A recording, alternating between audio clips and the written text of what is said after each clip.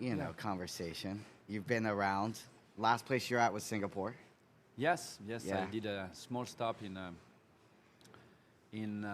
Scottsdale in Arizona, Yeah. but basically, yeah, my last stop was in Singapore. How long were you there for? Oh, it was a weird love for this city. It's Yeah. like I've been for 3 years. I had a break and I went to Cayman Island for Oh, two really? years for another opening for Kimpton. Kimpton. Yeah. And after these 2 years on the beautiful Cayman, I decided to go back for the project in Singapore. Was reopening Raffles Hotel. Okay. Yeah. So it's been 3, 4 years again. Yeah. We get touched by COVID everywhere. What made you decide Singapore? Well, it was actually it's a very weird. It's a good question because I always wanted to go to Singapore since I started to move out of Europe. Hmm. I moved out of Europe in 2010. Yeah. Middle East, we can go through if you want. That's quite Yeah. funny stories. But my goal was to go to Singapore. Yeah. And there was a restaurant was attracting me at that time to make me feel that it was the right place to go and work. Right. That was Tippling Club. So Which one? Tippling Club. Tipping Club. Okay. Yeah, Tippling Club is made and being owned by Ryan Clift. He was very avant-garde at that time. Nice. Progressive cuisine, Yeah. very Yeah. rebel food. It was very interesting to look at someone on the other side, of Europe, deep in Doing Asia, something. doing something so much different than everywhere.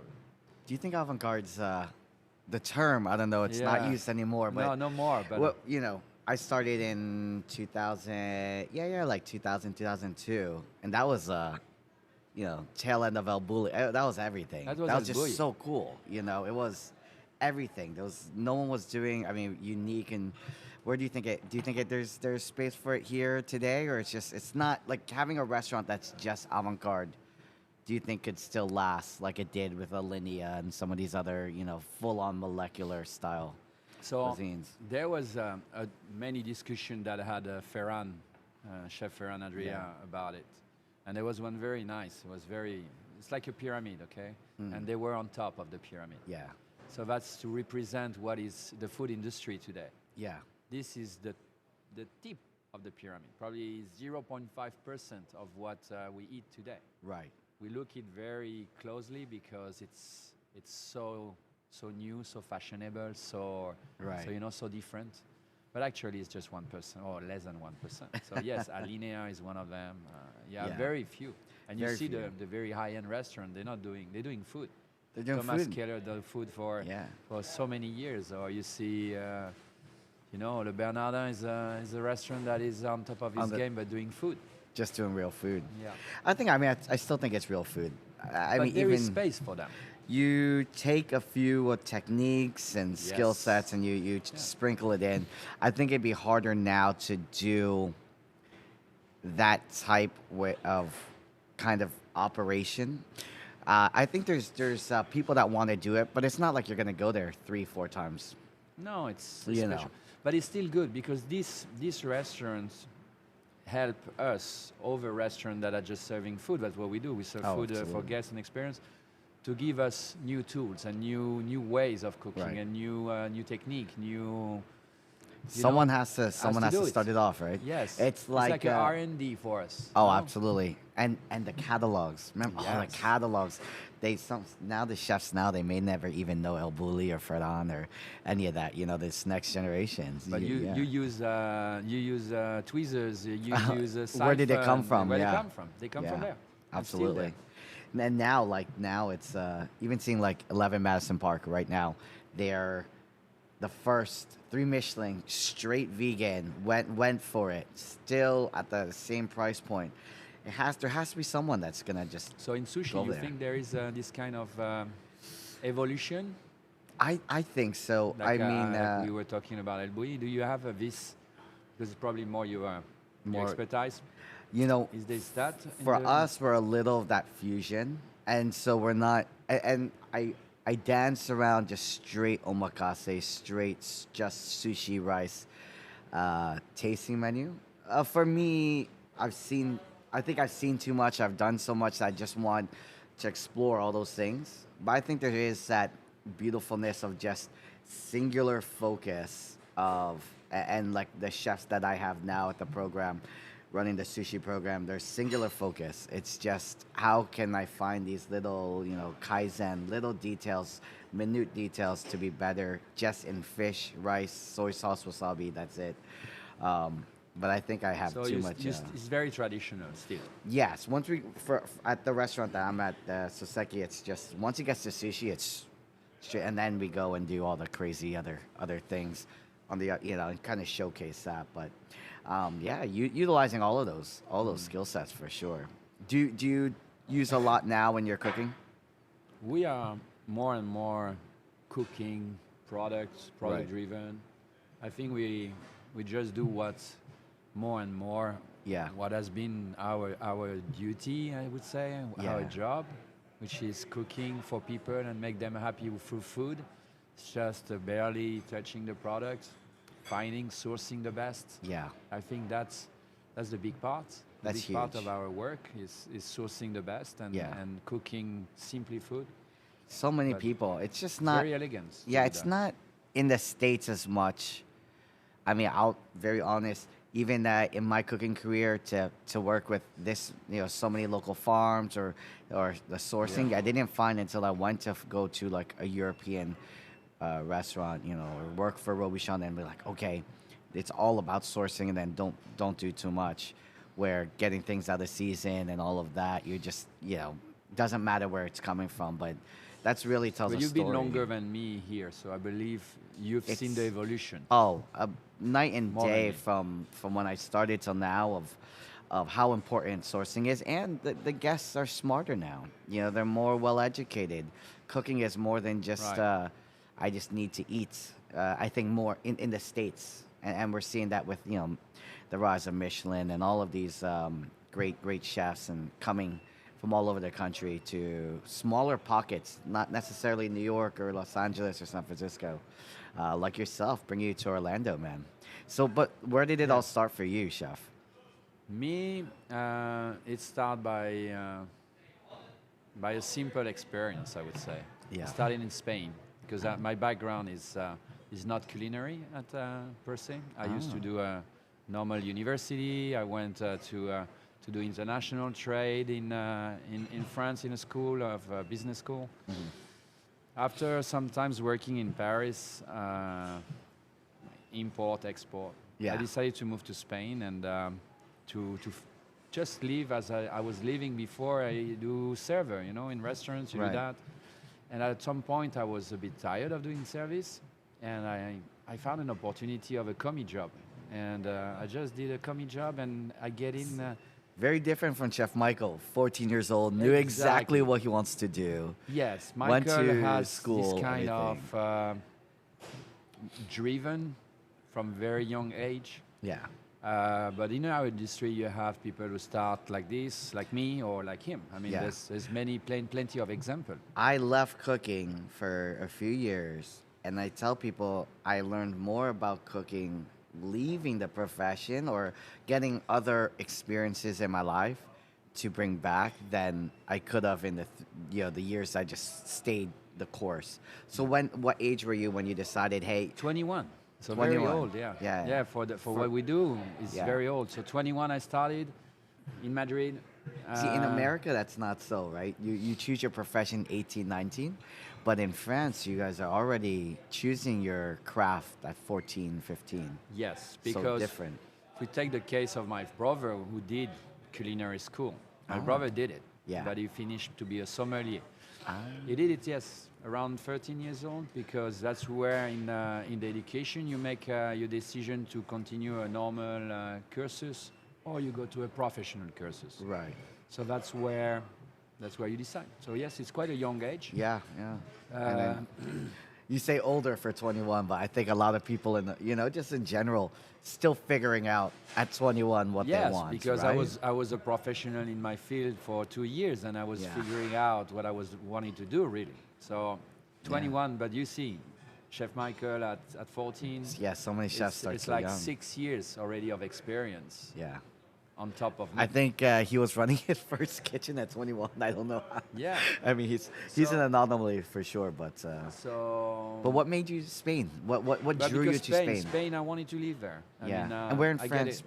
were you at? I lived in Nantes in Brittany. I'm originally from Brittany. Oh, okay. The Loire Valley. They're gonna say Brittany is upper, but it's really Brittany there. Yeah. And I moved to Spain because I loved it. I mean, Yeah. I love the Culture. weather, the culture, the food, and that. So I started in Madrid, as I Okay, said, yeah. Amazing because food of city. because of the moment of my life, and I moved. I worked hard. I found passion in this job and this industry, and I moved. I found confidence moving with good chefs who trained me, Yeah. and I work hard. I mean, How long were you in Spain for? 10 years. 10 years. Yes. So few years in Madrid. We did an opening in Toledo, which is a small city, capital city, ex-capital of Spain, 1 hour down to Madrid. We opened a very nice restaurant with a talented owner who was a chef. We've been in the 500 best opening of Spain with all the accolade of that in a year. So it was quite amazing for me, for my first experience as What in kitchen, what in year fine dining. Because I think the time you're 2002. I mean, that's 2001. when the world was watching Spain in Yes. culinary. So that's very it interesting was what you say. such the Sela de Can Roca, El Yes. Bulli, Sela de Mugalitz. Can Roca didn't have even a Michelin star Yeah, yet. that's crazy. So I moved to Barcelona because of that, really. Really? Because it was the center of attention of everybody. El Bulli was just the number one. And all the gastronomy was changing, evolving around Barcelona. Right. So I say, wow, we have to go to move there. So I moved there, stay 7 years in Barcelona. 7 years. Yeah. And what were you doing? Were you working in like that kind of molecular style or what? No, I started in some restaurant that was very normal restaurants in Barcelona. I moved few years training, you change places. course. I've been leading a kitchen very young, a very big volume. I was Fernandez, very classic Catalan cooking, very Mediterranean. Right. Moved up and opened by, I don't know how it happened to me. I lead up a restaurant that was one of the oldest Michelin star restaurant in Spain. Wow. Reno, called Reno. Reno. Disappeared now, 50 years. Still open. No, still closed now. Closed. Oh, closed. I was the last chef of this Wow. restaurant. So that's where you had Carmen Ruscadella doing his commie apprentice at that time. Many chefs. So it was very interesting because I was very young in that industry. I started at 21 and I was 26. So all these names was starting to come and to my face and live. I had Ferran coming to dine. I had Carmen coming to dine. Did you close the restaurant during your we tenure? had to close. They sold it. Yeah. Okay, wow. The ownership sold the restaurant. We had a Michelin star. We get back on the Michelin star because they lost everything. Okay. So actually, I had a Michelin star there That's fantastic. At 26. at 26. How was that for you? I mean, I always I talk didn't about... realize. That's what today is so much marketing around, so much things, so important for a chef, and it's a good recognition. But Sure. at that time, when you work and things come, there was You not don't all realize. this media and all this. Well, even now that we had the Michelin star at the restaurant, it hasn't truly... It always hits me that we have it, but the gravity of it, like the fact that, we got it the first year. I mean, my first restaurant that I was running as a chef was Wolfgang. I was a head sushi chef. I was 23, but it doesn't hit you at that age of the responsibility and what it's almost you're just trying to keep up, You do it. Yeah, you don't even think about it. Yes, I'm just trying to keep up, do a good job, do my best. Yeah, it's not exactly. It's not like the recognition come and your life change. No, it's just Right. you continue to live with it. It touches a certain public also. It's Right. not everybody who goes to Michelin star restaurants. Oh yeah, or It's- have that it's- opportunity. Yeah. Who have that opportunity. Yeah. I mean, we have to be honest. People eat in restaurants, but eat in most of the time. Was that your first? Like, I'm sure. Well, yeah, I mean, you're from Europe. You're from France, so you know, Michelin stars are as common. But It was for my you to- first step yeah. in gastronomy, and to be in gastronomy, Yeah. to have also the, the back of a restaurant was so important in the history of the gastronomy of Spain.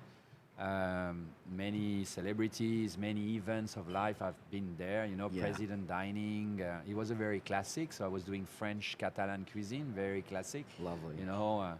Canard à la presse, Yeah. all these kind of things. I mean, that's your Dove salt, foundation. Yes, it's foundational my things. craft, really my craft in Yeah. in foundation. That's where I met people from El Bouilly also. Yeah. I have good friends who've been working there. Because it's so close to. It was close to that area, and obviously everybody was living in Barcelona most of the time. So that's where you met everybody. That's fantastic. Moved from there, opened my own restaurant in 2007. 7. Yes. How old were you? I was 27.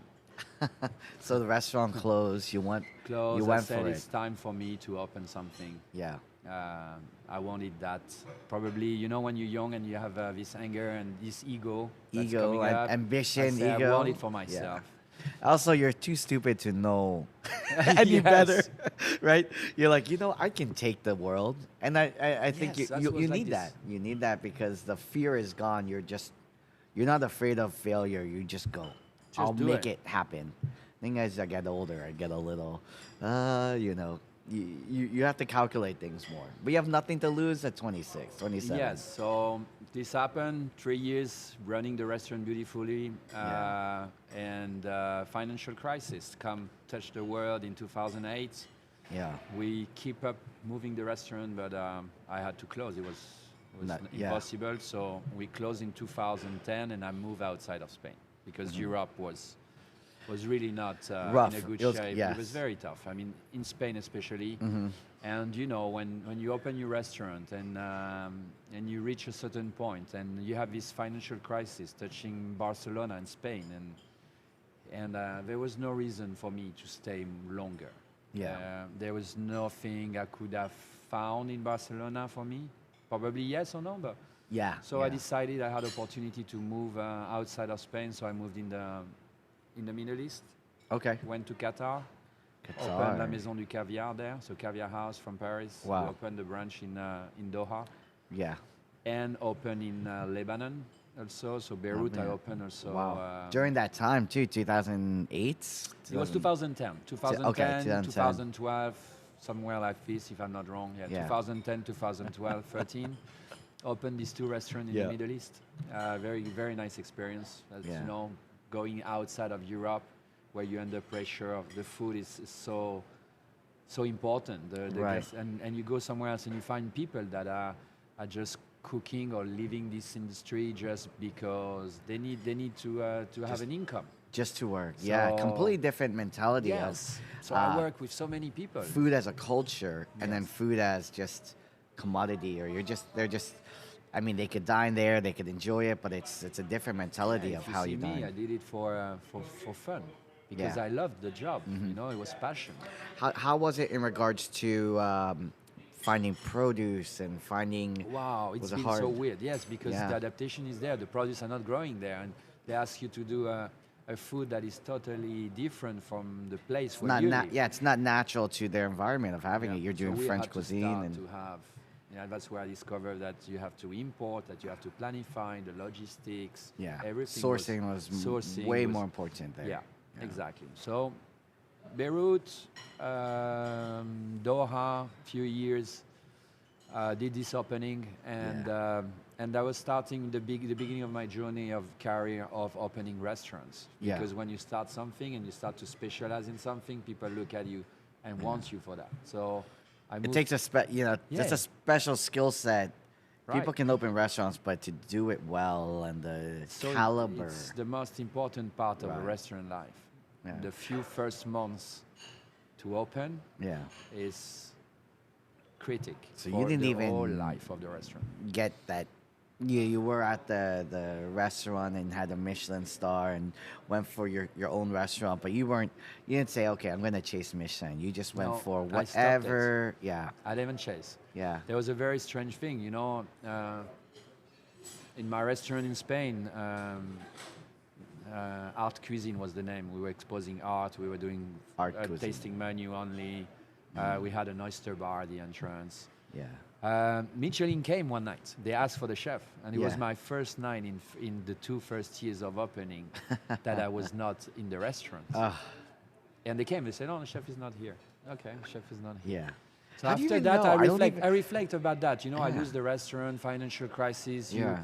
You don't lose your dream, but it just hurts, and you realize that it's not so easy, even if you're good cooking, to open your own Oh, restaurant. yeah. It can be many circumstances can I make think it fail. the lessons you get from failing. Me, I've closed down restaurants that I've opened, and things never work out your way, but the lessons there, you carry on. It makes you stronger. Yeah. It makes you a better person, better chef, better leader. But it's like when you have kids, right? You don't want them to fail, but it's like you have to go through it. Yeah, to Yes. see who you become at the other end. Exactly. Yeah. So So after that, yes, so very specialized in opening. I moved to India after the Middle East. yeah, you've been everywhere, Yes, man. yes. Wow. Mumbai for a year. We did the opening of Shangri-La Hotel there Okay. in Mumbai. So now you're the specialist chef of opening. Yeah, so you can see where Yeah. the drive is. And the same thing, when you go to work in Asia, you have to go by steps. People won't contract you or employ you to go directly to Singapore or Hong Kong. It's very... Is it network driven? There's a so big gap in culture between Europe and Asia, Yeah. or Chinese influenced countries, that it goes by step. Okay, that's So, good to know, because a lot of people when they're listening to this, or chefs, they want to have that lifestyle. I mean, I wanted to travel around the world Yeah. and be that. What was that? Those steps to get yourself available, to be a chef that can travel to different countries and experiences. Well, first you have to have your family to accept that. Yeah.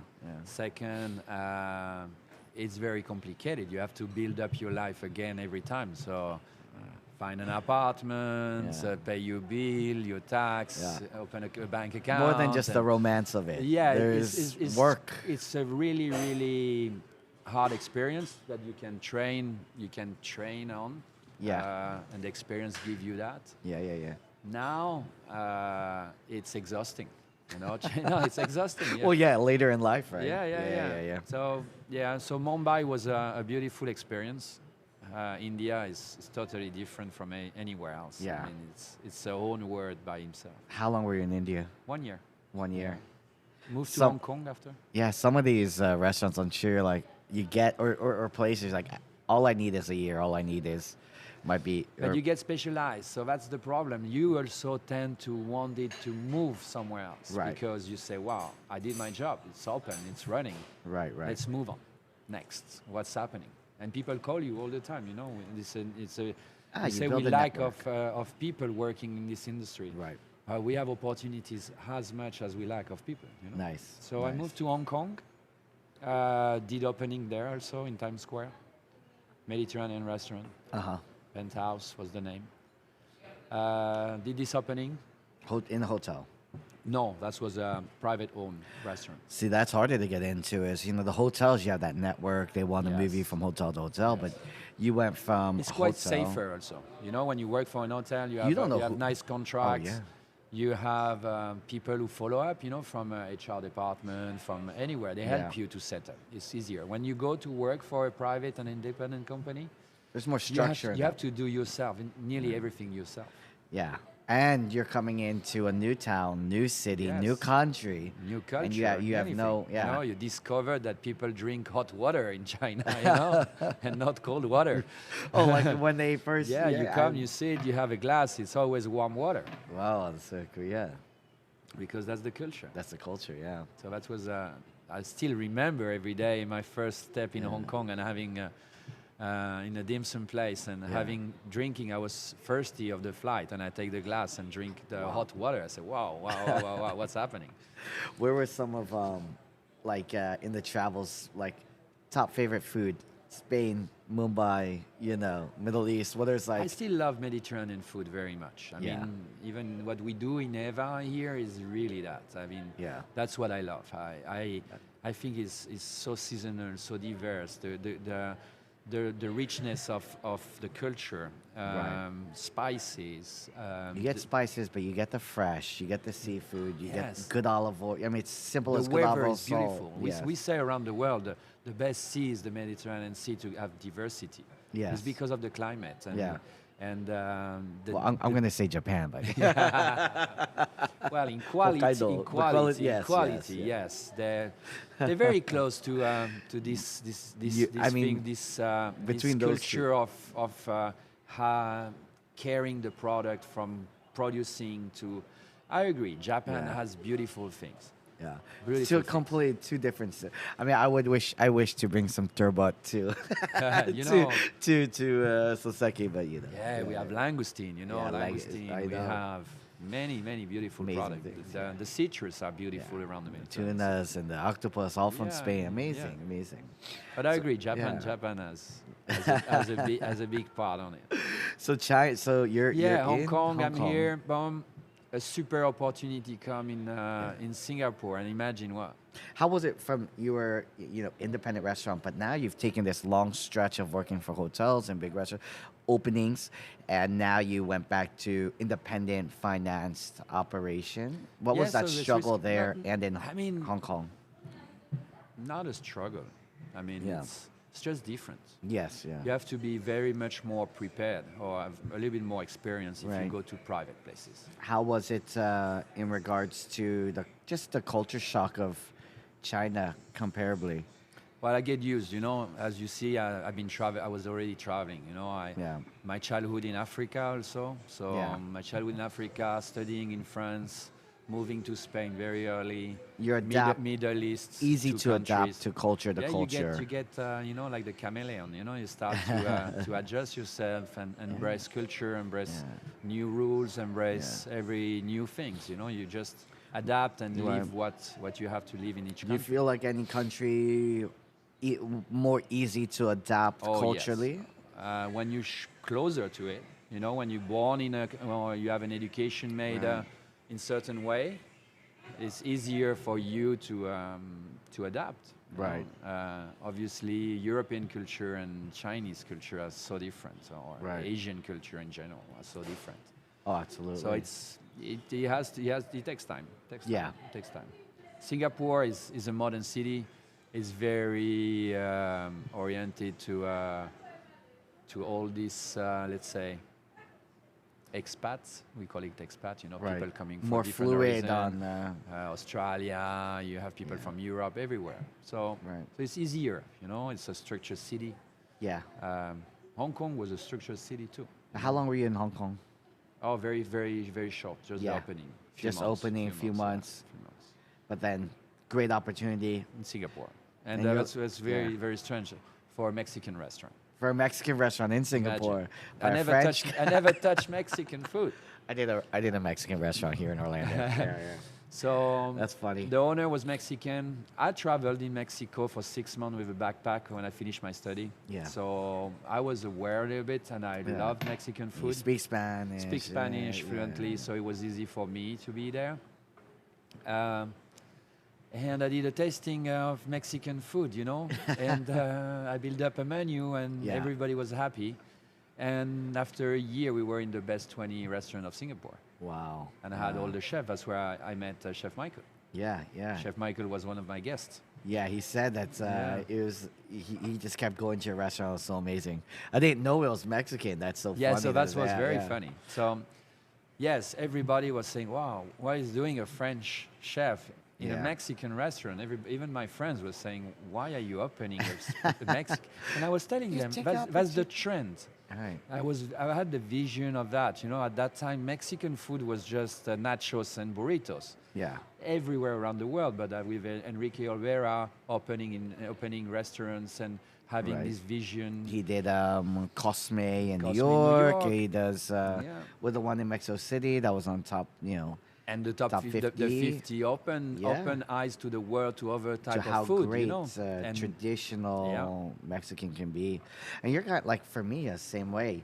Um, I didn't stay the course. A lot of chefs, so why you open a Mexican Yeah. restaurant when you I are opened sushi. sushi But I chef? trained at Robuchon. I trained in, and then in Hawaii, the restaurant that I had to open in Hawaii was Mediterranean. Okay. So I had to Wow, you learn too, Mediterranean. no? Yeah, so working with Ras Al Hanout and Za'atar spices and all of and lemon confits and all these things. And so, but you know how to cook and you know how to put flavors together. And I thought even when I did the Mediterranean in Hawaii, just stay true to the cuisine. Don't do too much. Source greatly, and and that's what we did with the operation in Hawaii. But I just couldn't sit still, kind of like this. Take every opportunity, and if it scares you a little bit, it's a good thing. But I didn't stay just in sushi, and I think that's what kind of builds your confidence to just I can take any opportunity in that. And I you didn't want to be. That's defined your Yeah. style, you think?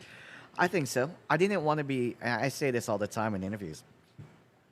I'm a chef that knows sushi, not a sushi chef, and I respect the tradition and how to do it well. In anything we're trying to do it well, but not truly sushi chef. I So don't you're not feel- this kind of sushi chef for 10 years, No, crafting yeah. just tuna or Yeah. crafting just one. Every day I'm still learning little by little from every chef, and I think that's important. But I think it would have been interesting career path to just do that, but too much. I wanted to learn about molecular and all of this.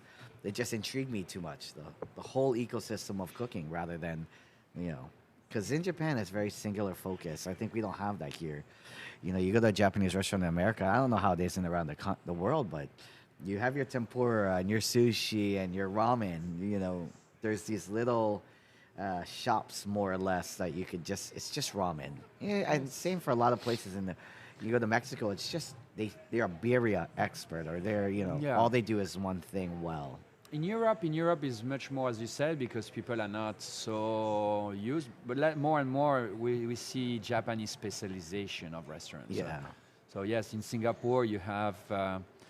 I was talking today, even I think with you or with another chef. You have aged sushi, Right. right? Yeah. No, you have It's what we even do if at they the- do nigiri, they do aged nigiri, and another one do just fresh fish or live fish. So already just in one thing, which is just counter omakase on nigiri and that, they already specialized in different Find things. minute Yes. different things like Yeah. you can just you find a whole world within just Yeah. this. Tempura restaurants. You have a restaurant just they do tempura. Yeah. That's it. And beautiful. Yeah. I learned that in Hong Kong, for example. But these are bigger restaurants when in your travels, in Europe, they're small restaurants, 30, 40 seats now. Most of the time, they expanding, Yes, yeah. you have few of them in a city, a big city that are huge, big, but there's not that many. You can count on the hands, Yeah. How was it in other So Singapore the same. India, no. India is a very big population. So Right. So Big India, banquet halls almost, right? Yeah, yeah. Banquets in hotel. We were doing 5,000 for a wedding. So For a 3-day wedding. Yes, wedding. exactly. It's 3 days. Yeah. Yes, and amazing things. Yeah. But the size in America of restaurants, yes, it's obviously Yeah. larger and Right. very interesting to see that. I mean, I worked very few restaurants of that size, like Eva, for example, which is Right. a very decent volume. I mean, Yeah. we receive guests around 300 to 500 guests yeah. a night. So it's And it- start to yeah. be a really important. Yeah, it brings us here to Ava, which is So you- yes, so Singapore Yeah. opened this restaurant, left, go to Cayman Island to work for a barbecue-oriented, wood-fire-oriented restaurant, Mediterranean restaurant. So we were only cooking on wood fire, which one was live this? fire. Avesita, Avesita. the best opening in the world by CNN. Oh wow. in 2016. I've heard of it too. The I how visited. far were you from like the Ritz Carlton and because I Oh, know very close. Eric Ripper was coming a lot. yeah Eric's And restaurants there. yes, Blue there Yeah. in Ritz. I So we worked were for him in really, Philly, yeah. really the Amazing. second restaurant in Cayman to do something interesting, you know. Yeah. And that touched us a lot, you know. Still there. Still there, Still Kim there. Tansy Fire, is Yeah. still open there. Amazing. Beautiful experience. I met nice people. There was Cayman Cookout, and Of course. we had fun, you know, with American chefs. It was Yeah. very different. I was so in Asia that I didn't look at America. You don't look really at America. Right. And when you're in America, you don't look really so far because there's so much to see here. Oh, So talented chef around. Yeah. So Cayman 2 years beautiful, and back years, to open the La Grande Dame, we call it in Yeah. Asia, which is Raffles Hotel, which is one of the most emblematic hotel in the Oh, so world. Cayman back. Back to Singapore. Nice. Yeah. Were you Um, always looking at Singapore because you just fell Well, in it was love? easy this time. You know, I opened in Singapore, and we were talking about, you know, it's challenging to move countries to other countries. Yeah. And I was in Cayman. I say, okay, I need. The opportunity came, and I say, well, that's easy. I know Singapore, so it's easy for me to Yeah. go back. Right. I know the rules of the country. I know how to find an apartment. You know all the process of Right. changing even a state in the U.S. You know, Oh, it's, yeah. it's like a changing of a country. so we had to do that. Singapore was easy for me. Yeah.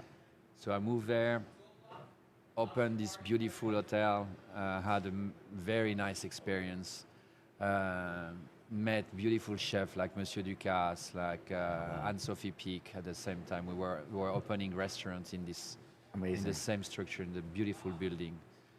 A long story, 125 years, you know, of hotel. So it's amazing to when you are passionate about food and gastronomy, you have all these stories, Yeah. all these events who have come, you know, and you go in a place like this. It's You wow, feel that the the feeling, energy yeah, is different. Yes, yes. And you're around, you know, you're around other people that have that same passion and understanding. Yeah. It's hard. It's hard to find. So Yeah, Eva came recently. Very very nice opportunity. Very good friend with Michael, Chef Michael, who's leading all Riviera Dining Group. Right.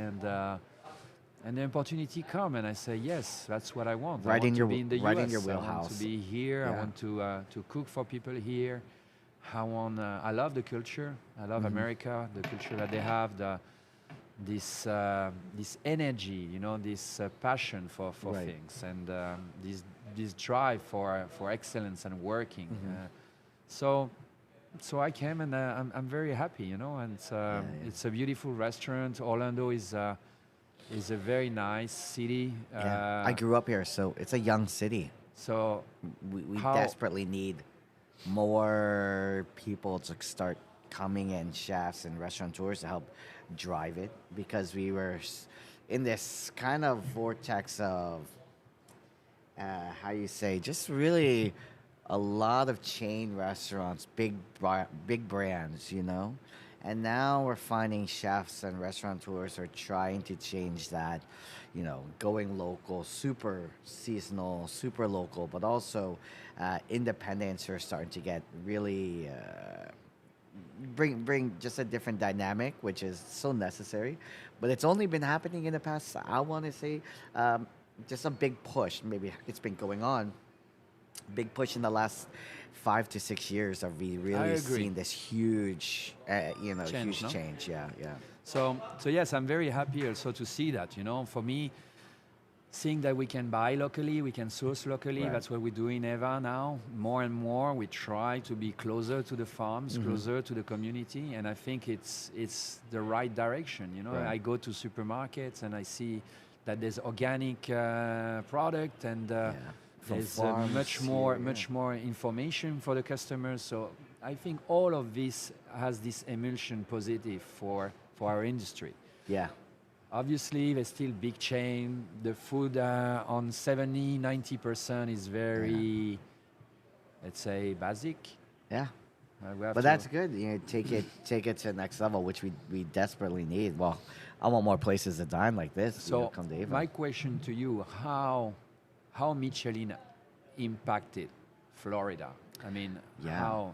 how So not even a year a was this. year? Yeah, it's a year. June, June, they yeah. announced it. Well, November they announced it. June, everyone got Michelin stars, and we are seeing. I think when I would get more repeat guests or local, just on a smaller scale, uh, I always ask, thank you. I always say thank you for coming. How did you hear about us? It's Michelin Guide, Michelin Guide, Michelin Guide. Nice. They are just guests that are looking for this experience, glad that it's in Orlando, or if they're traveling here. Some people are booking, which is amazing and very humbling that I'm I booked my whole reservation, my whole holiday around making sure I could get a seat, Yes. which I've never come across. And so we're seeing more refined diners, people who know and have seen things, and being just even to be in the same table where they say, "I've dined at this Michelin restaurant, that Michelin, and you guys are at, we think this is just as well, or if not better." We're just humbling. But I think it's affected Orlando because in the way that we're gonna start to see in the next coming years, just bigger, amazing restaurant groups coming in here, seeing this as a place to really set up camp. We're seeing Nobu's opening a hotel soon. I think Hakkasan's coming out here, so global brands are coming and seeing the value. But I hope also just a lot of homegrown chefs are coming here, but they need the discipline, they need the teaching. So, you know, you, I think it's the same Yeah. thing, you know. We are in a part of education, Right. and more you're gonna build this education to the people here who work in Orlando Right. on that. Slowly, you're gonna see the level of cooking evolving to the right Yeah. way. I'm really surprised, and Yeah. I'm very happy to be here because of that. Yeah. There's the willing of people to learn. There's I this think kind of so. things. It's so new to even just how, years and years of tradition, and I could maybe count maybe 4 years ago, maybe two tasting menu style restaurants in the city in Orlando, only Wow. two. Till now, and how many more are popping up, like dedicated tasting menu restaurants. So it is evolving, but it needs people like yourself being here, and other chefs who are and restaurateurs who are gonna Yeah, you know that champion. only tasting menu restaurants come from El Bulli also. Yeah. Oh yeah. The start of tasting menus been made Yeah. by El Bulli. There are restaurants before a bully, but it was I think always a la carte. a la carte and tasting. And tasting of the chef. Yeah. But never a And then restaurant driven by only one Yeah, menu. I love to see, like in the Mugarit's book, they have their, I think when they started in the early 90s to 94, 95, 96, you could see their menu style, choice, and then now no choice, no Yeah, substitution. yeah. But I think with some of these institutions that are closing down, David Kinch from Manresa. Manresa just recently closed down. He said, there was a time when we were trying to bring fine dining more to the masses. It wasn't just for an elite group. The Manresa and Le Bernardin and Jean Georges, those chefs who had bigger operations, right? They're pushing 300 covers a day out of 3 Michelin, 3-star New York Times, 4-star New York Times restaurants.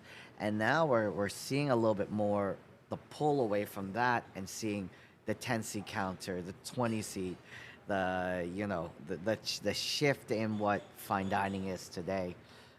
What do you see it fine dining kind of evolving to? I still think Eva is fine dining, Yeah. because fine dining, your restaurant, which is part of the elite, is again the tip of the iceberg. It's what people go for, the experience, the refinement, your way of cooking, your style, your personal. You personalize this place. Oh, hyper, We give joy, and we feed people with great food. Right. And for me, that's also fine dining. Yeah. When we respect the product, we try to bring the best product. We try to respect the recipes. We try to follow the tradition, the history.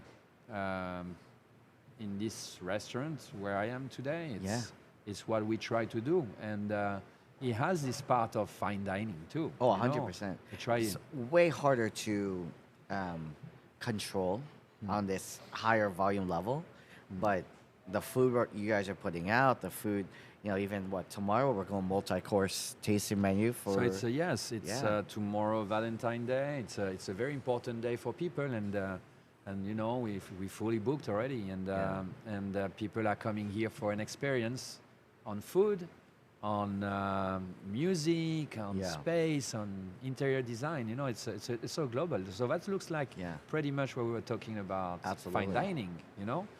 And we're still doing a very, very big amount of people. Yeah. And it's what we do. What's next for you, Chef? Next is Chef Michael and after RDG. Valentine. They're getting Valentine. you. Yeah. Next is a beautiful event with you, no? This Yeah. weekend. We're doing more events together and working on the downstairs space of Members Club. But Yes, and it's great also.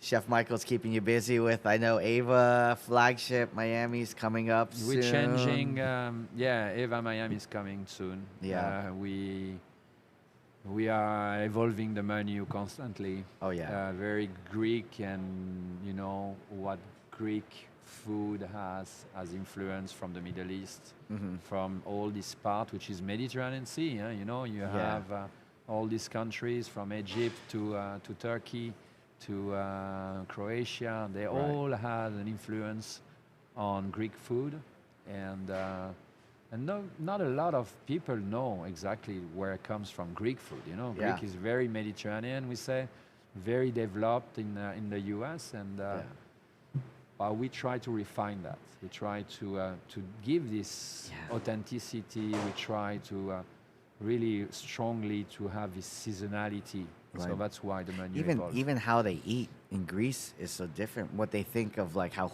hummus we think is a side dish or something like this, right? But the different mentality. I mean, it's one of the oldest cultures in the world.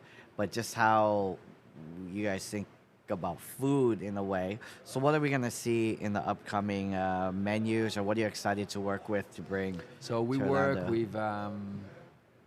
work with still a lot of fish and seafood oriented. So we have been evolving the program on seafood and fish. So we receive weekly beautiful fish from Europe, but also from West Coast, East Coast. And we've really driven by the product grilled simply with a nice peas stew and some tomato sauce to dig in it, lemon juice and olive oil, and very, very focused on the quality of the product. Seafood, very mostly. Fish. And we try to bring back authenticity also on refreshment on sauces like muhammara, which is from Armenia, but very well used around the Mediterranean Sea on that part. Toum, which is a classic Lebanese alioli, we would say.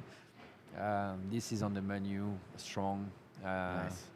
We really, really work on produce and classic. Dolmas are coming up also. This. And teaching, I mean, some of their team has never seen or experienced any of this. So it's a long journey. I don't have next step for the moment. I'm very good here. I'm happy here. My goal is to really teach people.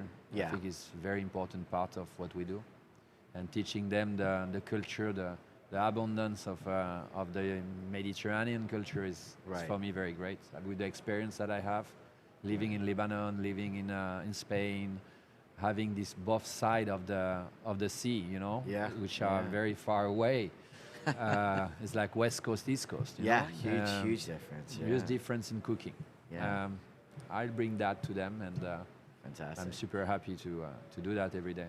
Fantastic. Thank you again, Chef, for hanging out. Absolutely. It's been great. Check him out at Ava, Riviera Dining Group, and Anytime. I'm so happy to have you anytime. Cool.